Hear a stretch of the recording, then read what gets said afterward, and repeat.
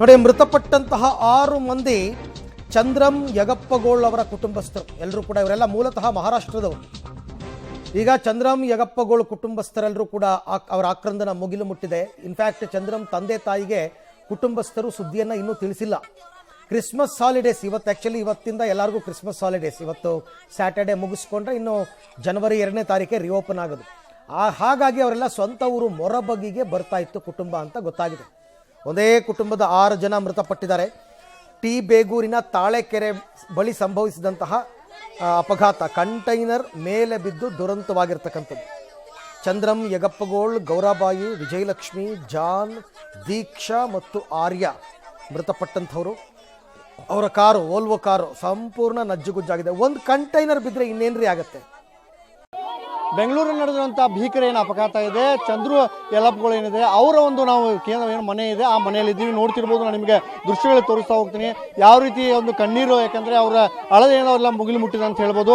ಯಾಕಂತಂದರೆ ಏನೊಂದು ಭೀಕರ ಅಪಘಾತ ನಡೆದು 6 ಜನರು ಸ್ಥಳದಲ್ಲಿ ಸಾವನ್ನಪ್ಪಿದ್ದಾರೆ. ಈಗ ಅವರು ಕುಟುಂಬಸ್ಥರ ಮನೆಯಲ್ಲಿ ಇದ್ದೀವಿ. ಮೂಲತಃ ಏನು ಅಂತಂದರೆ ಜತ್ ತಾಲೂಕಿನ ಏನು ಬರ್ತಿದೆ, ಜತ್ ತಾಲೂಕಿನ ಬಂದಂಥ ಇದು ಮೊರಬಗಿ ಬರ್ತಿದೆ. ಮೊರಬಗಿ ಅವ್ರ ಊರು ಇದೆ ಚಂದ್ರು ಅವ್ರದ್ದು. ಅವ್ರ ಊರಲ್ಲಿ ಈಗ ಏನಂದ್ರೆ ನೀವು ಪಬ್ಲಿಕ್ ಟಿವಿ ಇದೆ ನೋಡ್ತಿರ್ಬೋದು, ಏನೋ ಒಂದು ಆಕ್ರಂದನ ಇದೆ, ಇದು ಮುಗಿಲು ಮುಟ್ಟಿದೆ ಅಂತ ಹೇಳ್ಬೋದು. ಯಾಕಂತಂದ್ರೆ ಅವರ ಸಂಪೂರ್ಣವಾದಂಥ ಏನು ಒಂದು ಫ್ಯಾಮಿಲಿ ಇದೆ, ಎಲ್ಲರೂ ಕೂಡ ಇಲ್ಲಿನೇ ಮೊರಬಗಿ ಅವರು ಕೂಡ, ಚಂದ್ರು ಅವರು ಕೂಡ ಇಲ್ಲೇ ಬೆಳೆದು ಆಟ ಆಡಿ ಓಡಾಡಿದಂಥ ಇದು ಒಂದು ಊರು ಅಂತ ಹೇಳ್ಬೋದು. ಈ ಮೊರಬಗಿ ಗ್ರಾಮದಲ್ಲಿ ಏನಂತಂದ್ರೆ ಈಗ ಒಂದು ಮೌನ ವಾತಾವರಣ ನಿರ್ಮಾಣ ಆಗಿದೆ ಅಂತ ಹೇಳ್ಬೋದು.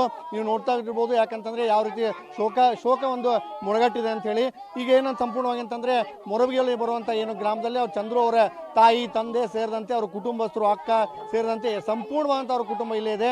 ಆದರೆ ಕೇವಲ ಏನು ಅಂತಂದರೆ ಚಂದ್ರು ಅವರು ಮತ್ತು ಅವರ ಅಣ್ಣ ಆದಂಥ ಅವ್ರು ಏನಿದ್ದಾರೆ ಅವರು ಎಲ್ಲರೂ ಮಲ್ಲಿನಾಥ್ ಅಂತ ಹೇಳಿ ಅವರು ಏನು ಅಂತಂದರೆ ಬೆಂಗಳೂರಿನಲ್ಲಿ ಸೆಟ್ಲ್ ಆಗಿದ್ರು. ಈಗ ಅವರು ಇಲ್ಲೇ ಇದ್ರೆ ಹಾಗಿದ್ರೆ ಯಾವ ರೀತಿ ಅದ್ರ ಬಗ್ಗೆ ಏನು ಅಪಘಾತದಲ್ಲಿ ಸಂಭವಿಸಿದೆ ಅಕ್ಕ? ಈಗ ಅಪಘಾತ ಆಗಿ ಇದರಲ್ಲಿ ಬೆಂಗಳೂರಲ್ಲಿ ಇದಾಗಿದೆ. ನನಗೇನು ಗೊತ್ತಿಲ್ಲಲ್ರಿ, ನಾನು ನೋಡಿಲ್ಲ ಇದು ಅಲ್ಲಿ ಆಕ್ಸಿಡೆಂಟ್ ಅಂತ ನನಗೇನು ಗೊತ್ತಿಲ್ಲ, ನೋಡಿಲ್ಲ ನಾನು.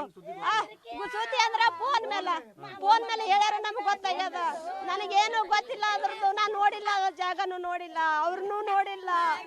ಬರೇ ಫೋನ್ದಾಗ ಹೇಳುತ್ತೆ ನನಗ. ಅದೆಲ್ಲ ಏನಪ್ಪ ಏನು ಹೇಳಿ, ನಮ್ಮ ಜೀವನೇ ಅವನೇ ಇದ್ದ. ನಾವು ಬದುಕೋದೇ ಅವನಿಂದ ಬದುಕುತ್ತಿದ್ದೆವು.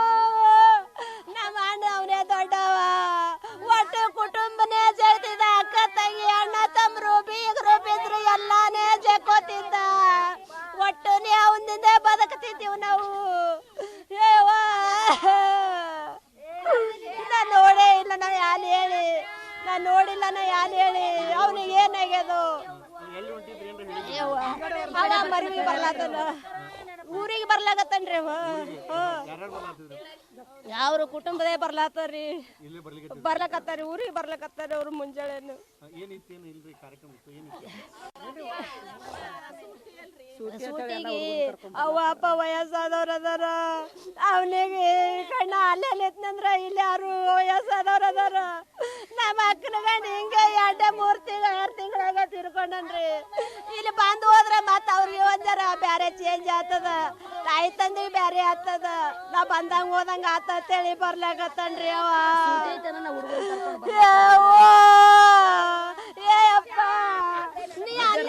ಈ ರೀತಿ ಏನಂತಂದ್ರೆ ಚಂದ್ರು ಅವ್ರ ಏನು ಕುಟುಂಬ ಇತ್ತು ಅದು ಒಂದೀಗ ಕ್ರಿಸ್ಮಸ್ ಹಾಲಿಡೇ ಇತ್ತು. ಆ ಕ್ರಿಸ್ಮಸ್ ಹಾಲಿಡೇಗಾಗಿ ಊರಿಗೆ ಬರ್ತಾ ಇದ್ರು. ಈ ಮೊರಬಗಿ ಗ್ರಾಮಕ್ಕೆ ಬರುವಾಗಲೇ ಈ ರೀತಿ ಒಂದು ದುರ್ಘಟನೆ ನಡೆದಿದೆ. ಇದರಿಂದ ತೀವ್ರವಾದ ಆತಂಕದಲ್ಲಿ ಎಲ್ಲರೂ ಕೂಡ ಜನರಾಗಿದೆ. ಮತ್ತು ಇದುವರೆಗೂ ಏನಂತಂದ್ರೆ ಅವ್ರ ತಂದೆ ತಾಯಿಗೆ ವಿಷಯವನ್ನು ಕೂಡ ಮುಟ್ಟಿಸಿಲ್ಲ. ಏನೋ ಅವ್ರ ಅಕ್ಕ ತಂಗಿರು ಸೇರಿದಂತೆ ಕುಟುಂಬಸ್ಥರು ಎಲ್ಲರೂ ಕೂಡ ಆಕ್ರಂದನ ಮುಗಿಲು ಮುಟ್ಟಿದೆ ಅಂತ ಹೇಳ್ಬೋದು. ವಿಜಯಪುರದ ಮೊರಗಿಯಿಂದ ಕ್ಯಾಮರಾ ಪರ್ಸನ್ ಸುನೀಲ್ ಜೊತೆ ಪುರುಷೋತ್ತಮ ಕುಲಕರ್ಣಿ.